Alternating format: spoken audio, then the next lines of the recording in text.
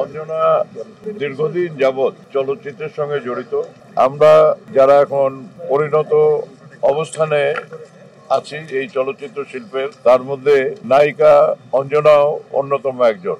এই প্রজন্মের অনেকেই হয়তো আপনারা জানেন না, সেটা হচ্ছে অঞ্জনা চলচ্চিত্রে নায়িকা হওয়ার আগে আমাদের এই দেশের অন্যতম একজন খ্যাতিমান নৃত্যশিল্পী ছিলেন। তার সেই নৃত্য, সেই সময়ে যারা বিদেশি মেহমান আমাদের দেশে আসতেন, বঙ্গভবনে এবং বিভিন্ন সরকারি প্রতিষ্ঠানে, শিল্পকলা একাডেমিতে তার নৃত্য দেখে প্রশংসা করতেন।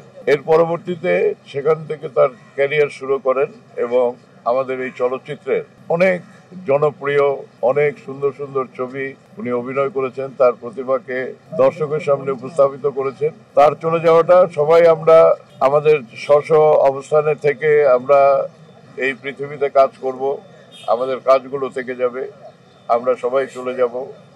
এর আগেও অনেকেই আমাদের এই চলচ্চিত্র শিল্পের যারা অবদান রেখেছেন চলে গেছেন, তাদেরকে আমরা সবসময় স্মরণে রাখি এবং সবসময় তাদের স্মৃতি নিয়ে আলোচনা করি, যেন আমরা যারা এখনো আছি, কাজ করছি, আমরা যেন ভবিষ্যৎ প্রজন্মকে এই চলচ্চিত্র শিল্পে একটা দিক নির্দেশনা দিতে পারি।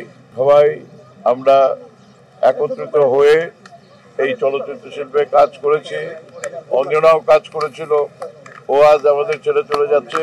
এই জন্য আমি ব্যক্তিগতভাবে সমবেদনা জানাচ্ছি, আল্লাহর কাছে মোনাজাত করছি, ফরিয়াদ করছি তার দরবারে, ওর গুনাহ খাতা যেন মাফ করে আল্লাহ তাকে বেহেশত নসিব করেন এবং তার পরিবার পরিজন সবাই এবং আমরা চলচ্চিত্র শিল্পে যারা তার সহযোগী ছিলাম, সহকর্মী ছিলাম, আমরা তার এই শোককে আমরা সবাই যেন আন্তরিকভাবে শক্তিতে রূপান্তরিত করে আমরা এই চলচ্চিত্র শিল্পকে এগিয়ে নিয়ে যাওয়ার জন্য চেষ্টা করি।